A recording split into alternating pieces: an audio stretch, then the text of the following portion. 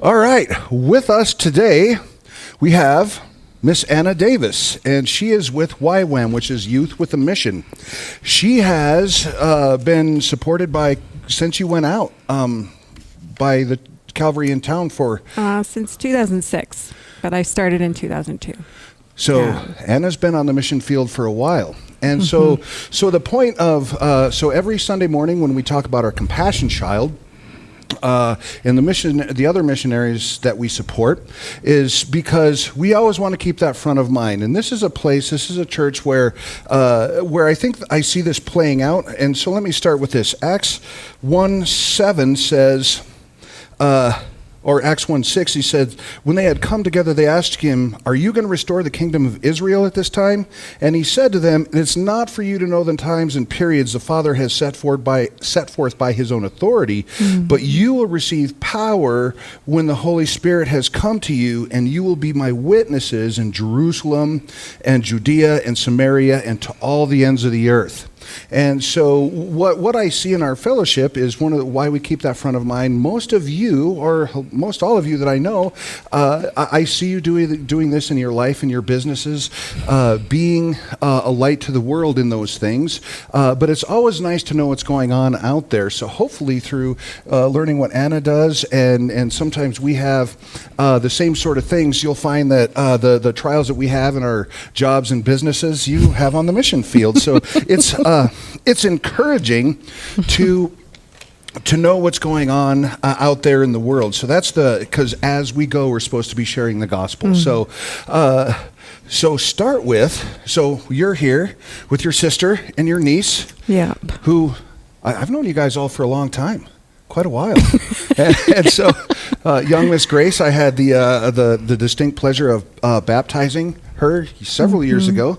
She calls me old, so she must be my daughter in the faith. But thank you for not giving me gray hair, like my other daughters. So start with this. So you're on the mission field with YWAM. First start with, Jen, how did you come to faith? How did that happen? How did I come to faith? I just called you Jen. Yeah, it's okay. Sorry, Anna. My sister's name's Jen. So now you all know for later. Oops. No, that's okay. How did I come to faith? Well, I actually grew up in the Catholic Church. My mom is Roman Catholic, and I'm Hispanic. So very, for me, that's very typical for to be Hispanic and growing up in some Mexican community in Cheyenne.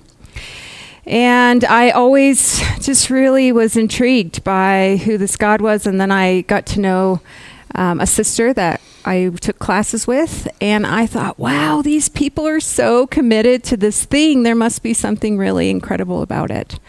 And so I just was always really interested in understanding God, and like Mother Teresa was my hero growing up, and always thought how... like these people, there's just something about them. So I was always super intrigued about God, but there wasn't always really there. I think maybe when I was kind of ventured off, and then I think when I was in college, probably 2000-ish, I was struggling a bit, and my dad had passed away, and I felt like I just didn't have anything to lose anymore, to be honest with you. I thought I had made a mess of everything, and I thought I was going to be able to do this really great thing, looking at all these heroes, and I thought, my life isn't worth much. Actually, my sister came and spoke to me about, really challenged me that you haven't really given God a chance to do something with your life. Actually was the challenge. And I came to terms with the fact that, you know what, maybe you're right.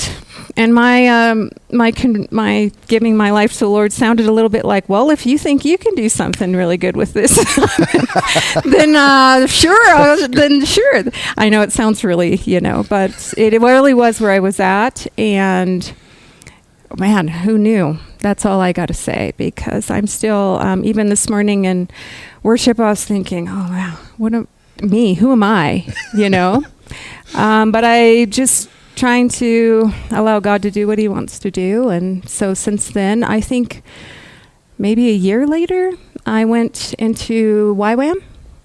My sister has also done a course with YWAM, with Mercy Ships, and I thought maybe that's possible. Maybe they would take me, and I really didn't think they would accept me, because again.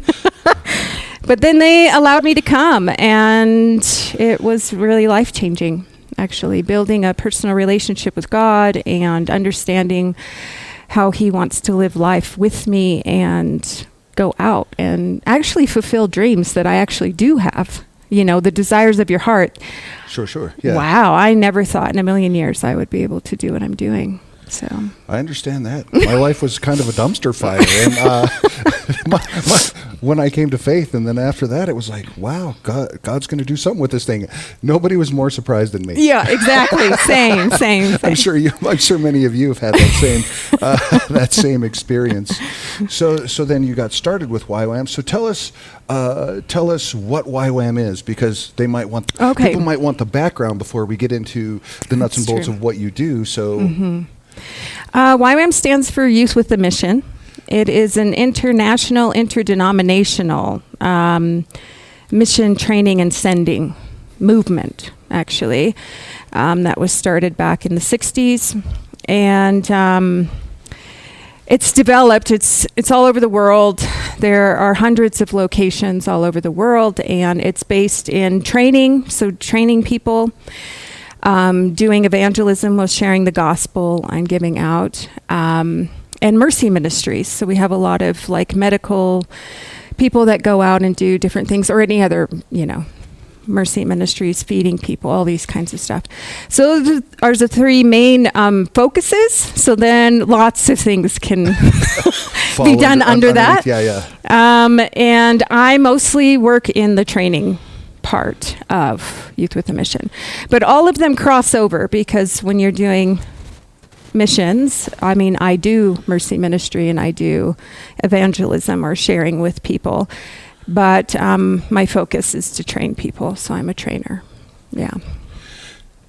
That's and it's kind of a lot, because you have so give us maybe the short version of, because you were in Australia for a while, yes, and then you were going to stay in Australia, and then the government said, "How about no?" Yeah. So maybe give the How about no? I wish it was a little bit more like that. So I went and did my discipleship training course. So that's like the entry level course. Yeah. Everybody in YWAM does it, and it's just focused on building relationship with God. So before you go on with that, just so you guys out there know, if you have somebody in your life, niece, nephew, child, grandchild, and you have a child that you don't know what's going to do, that they're going to do when they get out of high school, the gap year philosophy and going on a trip with YWAM has been really phenomenal in people's lives. Yeah, and we do get a lot of, in Europe, I think Europeans maybe are bigger on the gap year. I don't know, but it seems like it, and a lot of will come for the gap year. Because if you don't know what you're going to do, what better to do than devote a year to the Lord before you get out there and go to university. Yeah.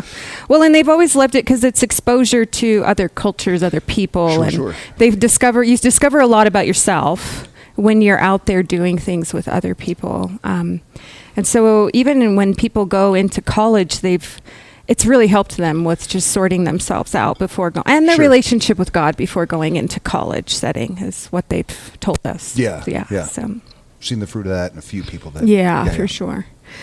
I went and did my discipleship training school in 2002, and I ended up going to India, which was crazy. I actually, before I went to... My relationship with God is very interesting. Before I went, I said, okay, Lord, let's go do this thing. The only place I wouldn't really want to go is maybe India. So, I want to go do all this amazing stuff, but India's a little bit scary, maybe after a little while. And then I ended up going to India. Yeah, so I hear it's warmer there than here. Yeah, it's very much warmer there, and a lot of people. and a lot of poverty, which was really hard for me.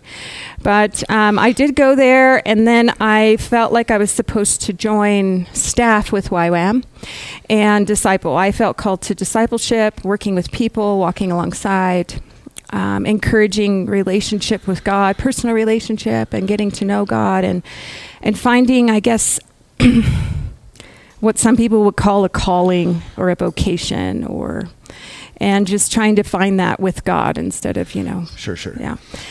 Because part of that for you, what you do now is, so when you're teaching the class, you're doing a discipleship where they're learning the word and they're learning, inductive Bible study, but it's also very close discipleship. Yes, it is. Will you tell us about those two components a little bit? Sure. Sorry, I know I'm breaking up your story, but no, it's okay. So when I did my discipleship training, that's what I figured I wanted to do, because that was the thing I had a hard time with, was understanding how is God leading and what's going on, and having what I felt like was a personal relationship of knowing and understanding God personally. Yeah. Not just an idea of who he's supposed to be. That's an important distinction, Yeah.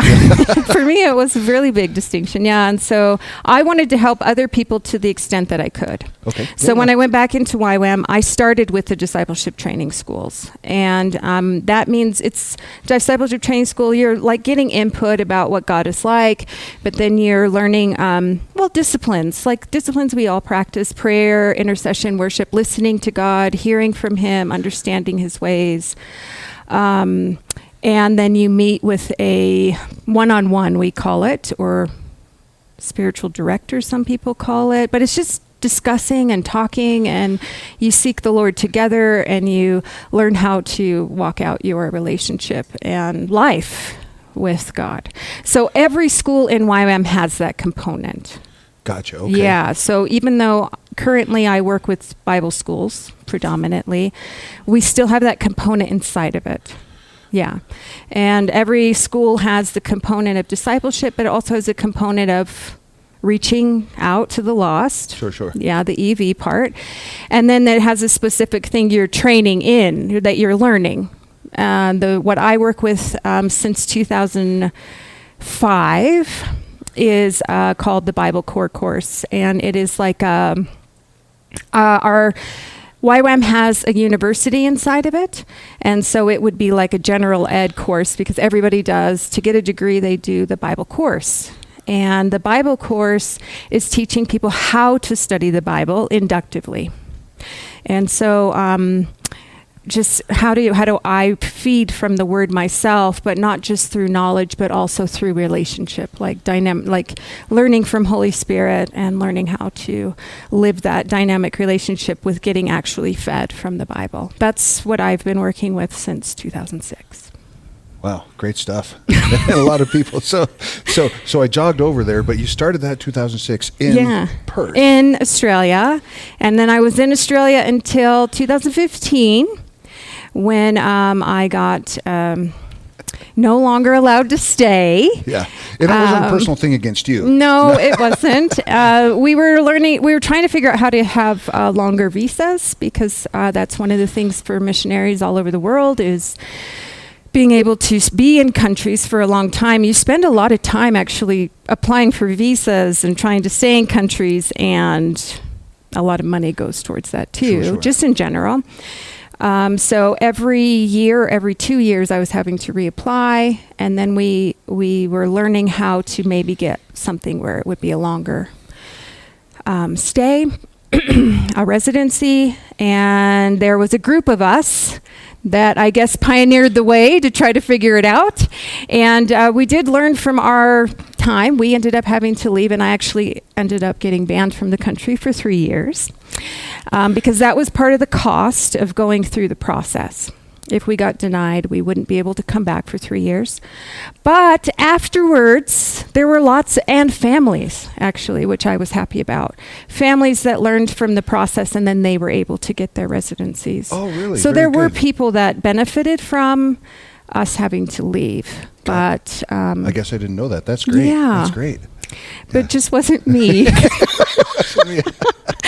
So then I've been kicked out of places, never a whole country. yeah,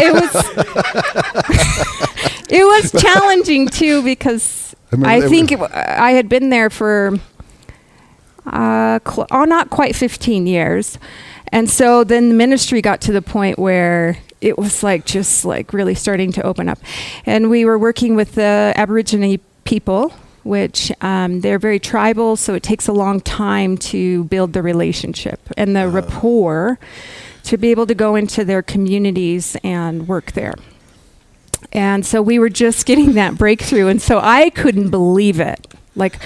I thought, how could this be happening? Because everything was just kind of coming to the climax of seeing great breakthrough happening. And so I guess is with your story of that, what you do with YWAM, I remember it being a difficult time. What is the process you use to work through that? Right, we all have that time where somebody who leaves the church, or you have a relationship broken, or you're like, okay, God, you did that because why? Right? Because I've had that question a number of times. Really, God, that was going so good. Why? Yeah. So what was your process of working through that? Well, I think for me, we had 30 days. So after you get rejected, you have 30 days, then you have to leave the country.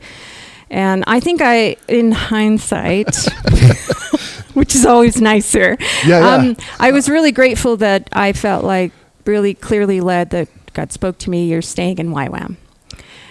Because it feels like everything's just all of a sudden open. And are you asking me to leave doing this work? Are you to get kind of pushed out of everything you've been doing for 13 or 14 years? It feels oh God, are you trying to tell me this is it? It's time to do something else. And so he spoke to me, no, I want you to stay in missions and keep working in missions. But what that meant, I had no idea. And I knew you by then. And I had to write everybody that knows about what I'm doing and supports me and be like, I have no idea. It's quite humbling, actually, because I don't feel like I really fully knew what I was doing to some degree before. You're always just kind of following whatever you think opportunities come up. Sure. So I came back here. I spent time with my family because actually during that process, I wasn't allowed to leave Australia for 4 years. It was a 4-year process, this visa. And at the end of 4 years, I got denied. And so I wasn't allowed to leave the country in those 4 years, which also helped, I think, a lot of the ministry inside the country. Okay. But meanwhile, you're missing your family because usually you get to come back at least once a year. For sure, yeah. Okay. And so I came and spent some time with them and tried to figure out what's going on and telling everybody face to face then, I don't know what's going on. Were people understanding? People were actually incredibly gracious. Because it comes down to it, most of us don't know what's going on. So people can relate. Yeah, I think I've learned along the way that as long as I can communicate open and humbly, people are actually quite gracious and compassionate and kind. I just feel unsure myself, but so then I eventually, I don't know, just going through the process, I felt like I was supposed to go to another location and spend some time there, so I went there. And during that time, I met a bunch of elders and people that work with the Bible training there, and then they wanted me to come back and help them. And then it just slowly I did that, and then I went from there to somewhere else. And I ended up so that was in Hawaii, and then I ended up suffering on the beaches, suffering for the Lord on the beaches of Waikiki. Exactly. It's not that easy, I'm telling you. And then I I ended up in England for 2 years, and they asked me to come work there for 2 years to help them develop university training. Because I just come to the point of I train trainers. So I train people how to teach. I train people how to run schools. I teach them how to read and understand curriculum.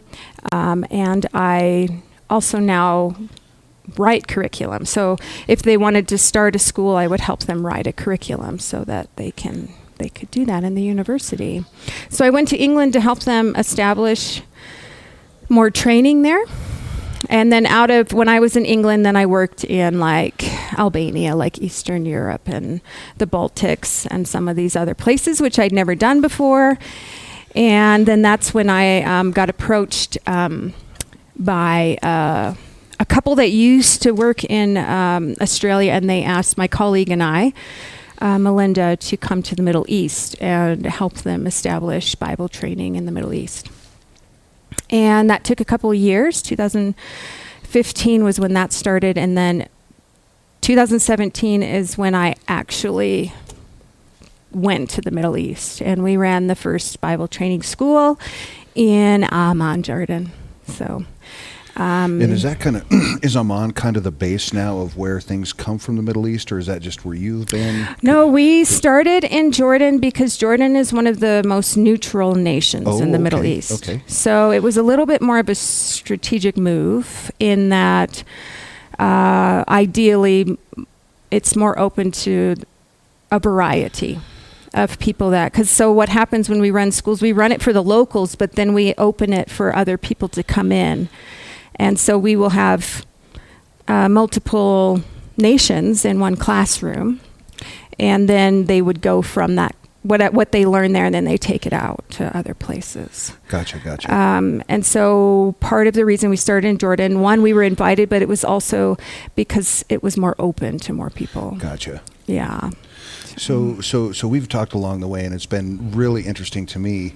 Maybe talk a little bit about some of the cultural challenges that you face. So let me just put it out there to that when if you go from Wyoming to Texas, it's not a different country yet, but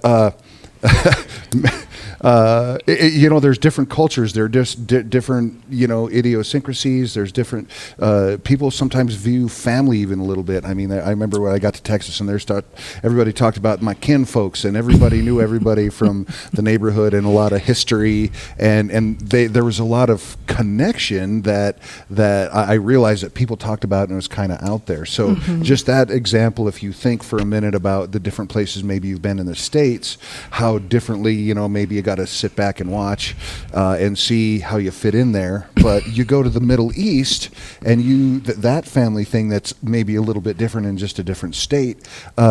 Just maybe tell us about those cultural things and the insight, and maybe some of the challenges that it provides to get to knowing somebody before you can share the gospel. Okay. Yeah, that's actually, when I come back here, sometimes I feel a little bit more out of place than I do now, because I've been doing it for a while. Yeah, and I feel silly actually, because I don't know how to do things in my own country, but that's okay. Well, things have moved pretty fast while you've been away. In the Middle East has its own, of course, culture, and each of the nations, just like here, like you're saying, even from Wyoming to Texas, it's different. Each of the nations have a little bit of a variety, and depending where you live in that nation will also have a variety. Okay. So it's a similar dynamic, but the Middle Eastern culture is a shame-honor culture, just like Asia is also shame-honor culture, which means it's about keeping face, and having, the southern culture is shame-honor culture, so it's not that far from us. So it's about reputation, keeping face, having relation. It's also very highly relational. It's about who you know. It's not about what you know. It's more about who you know, and having those relationships and keeping them at, depending who you are and where you're at any cost. And that's also where, it's very much just like the Old Testament and the Bible. It's very similar still, which is also fascinating to have students from the culture in a Bible school, because I learned so much more, because their culture is so much closer to the biblical text than mine, Sure. So they can explain some of those things. So, wow, there's so many dynamics then, because it's so maybe to give a specific. What are the implications for a person in one of those countries who may receive the Lord and make that proclamation, and they come from, like if you're in India or whatever, Hindu or a Muslim family? What are the implications? Right. Here, if you come from a non-Christian family, you may be called a small-minded bigot, or something. You may be any kind of thing. What is the difference there? I think it's good to explain first, that which I've been telling people and people don't realize, is that even on your ID, you have a religion. So like it would be like you having your passport or your driver's license, and it's a declaration of what religion you are. It's part of your identity. So I come from a Christian family. We are Christians. It's the same for a Muslim family, and they are Christians. And so it's connected to the identity. It's the identity of your family. And again, shame, honor, and patriarchic society. They don't think, they're not an individualistic culture either. So we're also individual. Sure, and so we value individual choices. And America is still meritorious, right? You can work your way to the top by your actions. Sometimes in those cultures, to work your way up, it's not. No, because it's based on your family and your family's reputation, how your family is viewed, and where your family is in society. And so then that's kind of why, you do what your father did, and you keep your space, you keep the reputation of your family. That's why when God called Abraham, it was like such a big deal that he was going to make his name great, because it's not just Abraham, it was his whole family, and then all of his lineage after him become a great people. And then they have a lot more favor with other people, other nations, and people want to relate. They want to have relationships. They want to be kind to them. They want to, because again, it's the association of the who you know, not what you know. And in that context, that's interesting. I never thought in that context, you know God. And so people want to know you. And then you have greater influence, because the greater reputation you have and favor with other people, the greater influence you actually have. Wow, that's great. Yeah. So it's actually quite phenomenal the way God did that with Abraham. Abraham's family was also, already wealthy and had their aspects. But so in that culture, you're much more tied to who your family is, your part in society, and it's very much a mindset. This is where I fit in society, and this is my responsibility to uphold this. So stepping out of that is also already dynamically quite outside of people's perspective. Because if you step outside of one of those families to become a Christian, you've broken the whole family. Basically. Gotcha. You've defamed, you shamed is the way they would say it. You shame the whole family, which means the whole family will pay for what you've done. And so that's why people don't make individual choice. They make decisions as a family. Gotcha. So they even meet as the elders in the family to make decisions for marriages, for trading, for associating with another family, all of these things that you do there. So it still operates like that. So if somebody comes and they're exploring Christianity, they either have to move outside of their family, causing shame, or they have to go to the elders and ask permission to become a Christian, sort of thing. Would that be? Yeah, I think mostly what would happen, it's usually secretive. And if they became a Christian, what happens is, because they shame their whole family, the way to build back the reputation for the family is execution of that person. Oh. That's where that comes in, where when you hear people say, if they become a Christian, they could be killed. Well, it is, because the only way to save the face of the family is for that family, because each family is like, in a way, if you can consider, it's like a governing body. Okay. Right?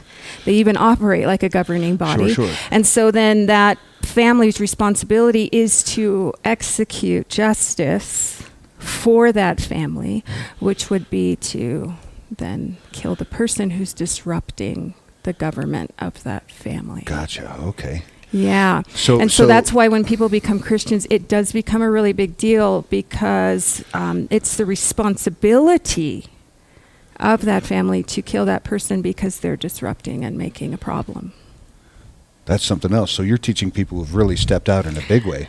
Yes, well, and there are. I mean, the Orthodox Church is also in the Middle East, so they've been there for years. The Christian Orthodox. Oh, okay. So there is Christianity in the Middle East also, which is where I would, again, as a Bible teacher, makes it an easier pathway to be there and to operate. Sure. So just one comment before we go forward. Yeah. So that's where you see, like in Acts chapter 10, when Cornelius comes to faith and his whole family. Yes. He leads his whole family because they've made a family decision. That's right. Okay. Because that's generally the way that it would have worked. The Greeks or the Romans would have been slightly different, but they would have still had that in society. And so the best way to go about, well, and maybe it's just my opinion, but the best way is to see the family come to the Lord. Yeah. And so to be honest with you, what happens a lot in the Middle East is maybe one of the family members becomes a Christian, and they don't like outwardly make that public. They operate in their family, and then as their family sees their change, and then they start asking them, and then he might bring his brother in, and then him and his brother are working on their sisters and on their and that's actually more what's generally happening. Gotcha. And so then you have a lot of technically a lot of Christians that just aren't known because that makes sense. Yeah. Because of the punishment that comes from. So even if a small family, let's say like you and Katie and your children, you would still have Katie's parents. The bigger family, sure. You have the whole family tree to think about, not just a nuclear part. Okay. Yes. Yeah, that makes a lot of sense. Yeah. And so then we've also worked with a lot of what we would call asylum seekers, right? So people that have left because they are fleeing because of becoming Christians. That makes sense. So when you're teaching the teachers how to do this, so the Gospels always stays the same. The Bible always stays the same. But how do you go about that? What is the process? You have a class. How long is it? And what is your process for teaching those individuals those sorts of things? I mean, you touched on it before. Those basic things. Are there anything different that you have to do for those cultures? Not a lot. It's just being able to relate to them personally through the view and perspective of their worldview or their culture, the way they operate, the way they talk, the way they live, making it applicable in the way that they live everyday life, which isn't for someone like that has critical implicational thinking, it's okay. What can be hard in some cultures is when they haven't had education with critical thinking, it's just a list. This is what you do. This is what you don't do. This is what my dad says to do. This is what So then when they become Christians and all of a sudden there's this aspect of relationship and there's aspects of principles that you then have to consider, okay, what's that look like for me to live out? That's actually really challenging. I would imagine. So would an example of that being, we just went through Exodus, you have the 10 Commandments given in Exodus 20, and then say, for instance, in Matthew 5, 6, and 7, you have the Sermon on the Mount where he says, not only don't commit adultery, but here's why. Here's the heart of the law. You have to think through, it's because you should not even have lust in your heart. You should not even have anger in your heart. Yes. So it moves from not just knowing the law to here's why. Are you? Yeah. And so they're not taught the here's why like in Matthew in the Sermon on the Mount. Is that correct? If you consider it's not that it doesn't exist in Christianity also. This is what's wrong, this is what's right. Sure. But it's not actually the gospel or what Jesus came and presented, right? So he was there in this same culture trying to teach the Jews, which as well the Jews, right? This is what you do, this is what you don't do. Sure, same. It's just human, what do you call it? The default of humanity. Sure. Well, the lists are easy. Yeah, so he's explaining why. It's the heart, it's the motive, it's how that is expressed. It's not about ticking tasks. It's about having relationship with the Father, which is what Jesus was always talking about.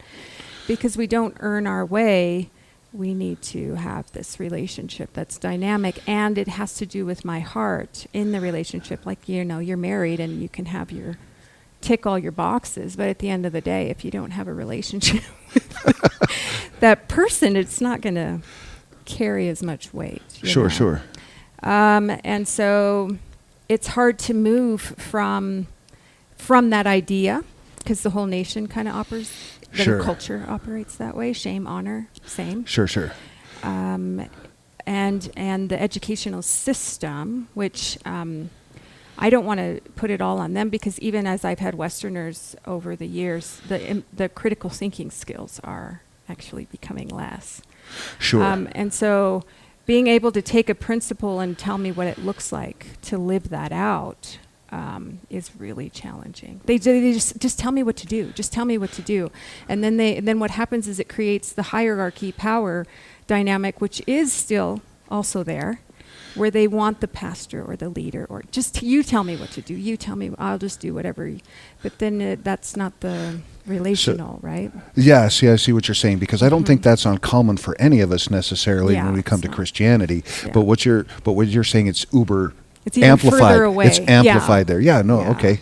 Yeah. Sure. So that's interesting for us to think about too, is like, do you look at it as a list? Like, cause even like if you look at the list in Galatians 5, like the deeds of the flesh, the deeds of the spirit, I got 2 lists. I can just compare. That's easy, right? I don't really have to dig deep. True. Yeah. Okay. So when you're teaching, you have to now, with that, you have to develop some sort of relationship with the people that are in the class to be able to do that. And it does it take longer there than here, or do people trust pretty quickly because of the I think that's probably one of the biggest challenges, because I don't think people in general trust easily. I've never experienced that yet. It's true. But trying to be as real and open, honest, which is hard to do all the time, because that's the best way to create the relationship that you can in the short amount of time. And actually, to be honest with you, generally speaking, the Christian body is harder than a new believer. So the new believer's usually so excited that they finally found something that they've been looking for so long. They're just so happy to learn from you. Do you know what I mean? Okay, yeah. And there are the advantages within the culture also. So, and with let's say a Muslim believer background, they understand it's important to follow these things, and they've been doing it their whole life, praying 5 times a day, abstaining from this. That's a definite discipline in their life. So by the time they come to Christ, those things aren't the thing. Their thing is they're so excited to have a dynamic relationship with God, and a God that actually cares about them, and they just want to that's interesting. get on with all that. They don't mind all of the abstaining and all of this, because they're already there, right? Yeah, they've already practiced that their whole life. Yeah. So they're already used to. Wow, that's interesting. So it just depends what you're working with. Gotcha. I mean, of course, a Hindu's different because they have hundreds of gods, and you're trying to get them to come to just focus on one. Yeah. And so that's a different dynamic. Yeah, Do you see what I mean? So it just depends. And what's interesting is you get people from lots of cultures in one room, which actually is really powerful, because there isn't any leaning back into my comfort zone. If you take because you have all of these other cultures. Let's say I'm most recently I'm the only American in a group of people. And what naturally happens is there's power in numbers with people. This is how it works. Okay, yeah. Yeah. And so even in a classroom dynamic, if you have, let's say, half of the classroom is Egyptian, then naturally they will fall into Egyptian ways, culture, norms that are acceptable, but it rubs everybody else because no, I don't do it that way, and I don't. You know what I mean? Because there's a different perspective. So if you take away the homogeny, it breaks down barriers of things that might people. That's great. It's challenging in other ways: communication, relationships, understanding. But at the same time, I think it's. I don't know how to explain it in words, because it's the body of Christ.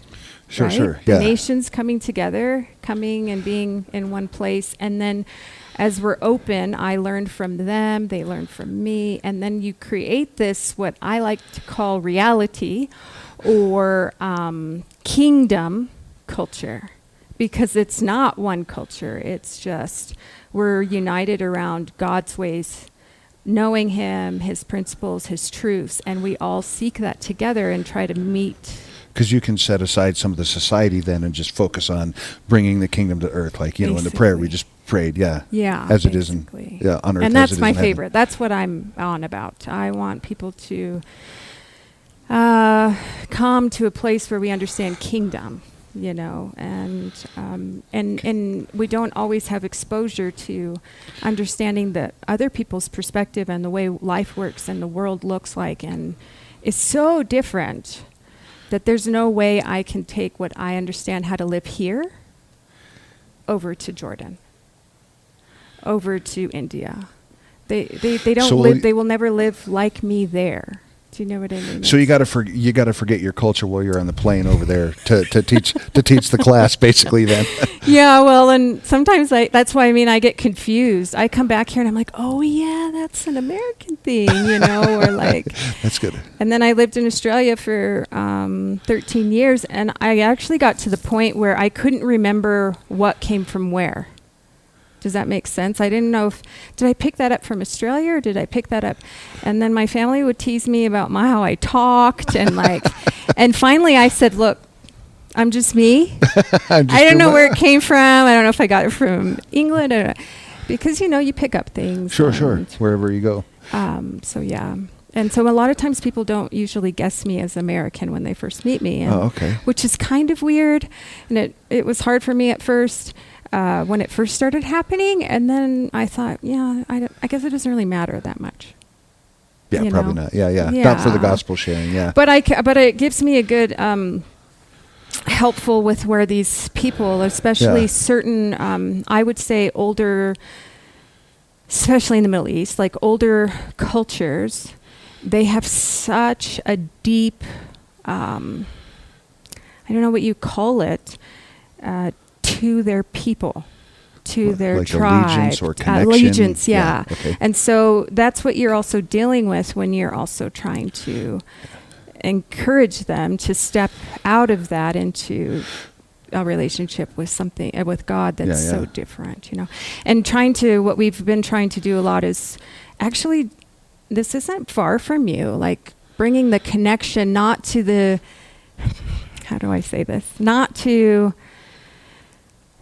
and then the West, we do everything through Jesus. It's actually better for them to do it from Abraham. And so even when we talk about Abraham, we talk about Jesus, and then how Abraham was just for, I don't know how to explain this, but if I could just read Romans, it'll. So we talk about everything through the New Testament, basically. Sure. But they're Hindu in the Middle East. They're already an Abrahamic religion, so they have the connection to the Old Testament. Well, Abraham. and it's their people. Yeah. So they don't see Jesus right now as their people, right? Right. But they see all of these tribes from the Old Testament as their people. Right. And so then it's not so hard for them to see, actually, this is your people we're talking about. Hence the importance of the genealogies in Matthew and Luke. Yeah, exactly. So that's interesting. So there's a lot to it. There's a lot to know. So then, kind of wrapping up. So there's a lot to the class. It's very interesting, and so you're kind of in flux right now, and so I know you kind of the overview. You're looking for a place to land. What's next? Good question. Teaching something somewhere. Again, I'm not actually so sure. I've been in the Middle East for 6 years now, and we have multiplied and trained trainers and Middle Eastern trainers, which is the most important, Arabic speakers, to run Bible training and to do that. My colleague and I, Melinda, feel a shift coming, but what the shift is, I'm not 100% sure. So you're kind of almost like you were back at the end of Australia. Not that you're going to move to a different place, but you're kind of just, everything's kind of up in the air. Yeah. And I'm not sure, I'm not fully convinced I'm leaving the Middle East, but I am pretty sure I'm leaving Jordan. Okay. And so I might be moving somewhere else, or it might be something completely different that I don't know. Just don't know. I'm actually really open at the moment, and there's always need and opportunity anywhere, so that's not the problem. Gotcha. The problem is feeling sure, that I'm in the place that God wants me to be. Sure. And that I can produce what we call lasting fruit. Yeah, not just doing stuff, but something that will, create. So how can we be praying for you? Well, I'd love prayer for understanding what God's doing, for sure. I am going to also go to a seminar in Australia here in another month or so. It's called Redemptive History. Looking at history to understand how to bring transformation into nations. I'm really excited about that. I'm not really sure exactly why I feel so sure to go to this thing. So I feel like maybe God's going to speak to me, and then going back to Australia after all this time, I think is significant. So I'd love prayer for that. I'd love prayer for, I don't know what will happen, so financial support's always a big deal. And I notice flights are a little bit more expensive, so yeah. I've been trying to, anyway. Yeah. It's crazy. Flights have gone up so much since then. So maybe just, I think, clarity, safety. Also, the thing with working in all these places, it's not like, oh, yay, now I get to go to this new thing. No, like there's a lot of emotional tie to relationships and people, and upholding those relationships. I still uphold relationships from when I was in Australia that long ago. And that is a really big part, that people still feel empowered and can, I guess there's a pastoral aspect to that. Yeah. And I feel a lot of responsibility over that because I train people, and I don't want them to ever feel like they're just kind of on their own. So that makes sense, yeah. So you could be in the Middle East and get a call or something from somebody. So I would love prayer for that, because I feel a little bit, I don't know how to uphold all of those relationships, let alone my relationships, my family, my church, sure. Yeah. So if Dan and Artie, will you guys come up here? Yeah. The Bible tells us that we should lay hands on, the elders should lay hands on people, so we're going to do that and pray for you. Thank you for coming. And it's just always informative. I just appreciate what you do, and we'll pray that things are going to go well. So let us pray for you. Father God, I am thankful for Anna. I'm thankful for all her years of service. Lord, we just know you have a plan for her, just like you do for all of us, but I pray that you would make it clear for her, that you would just give her such understanding of what you want next, and in your time, of course, Lord. For finances, Lord, that's always a challenge, but we know you're the great provider, and where you guide, you provide. Lord, for all of our relationships, it's just it's great to be able to disciple people and just be part of their lives, but it can also be taxing, Lord. So just pray for that, and for her family. I know that they love her dearly, and love it when she's home, and maybe grieve a little bit. They all do when she goes back. So give them, comfort them, just love the way they support Anna, and it's just a beautiful thing to see. Lord, give us hope that sometime in the future we'll hear of the great things that you're doing there, and through Anna and wherever you put her. We thank you and praise you in Jesus' name. Amen.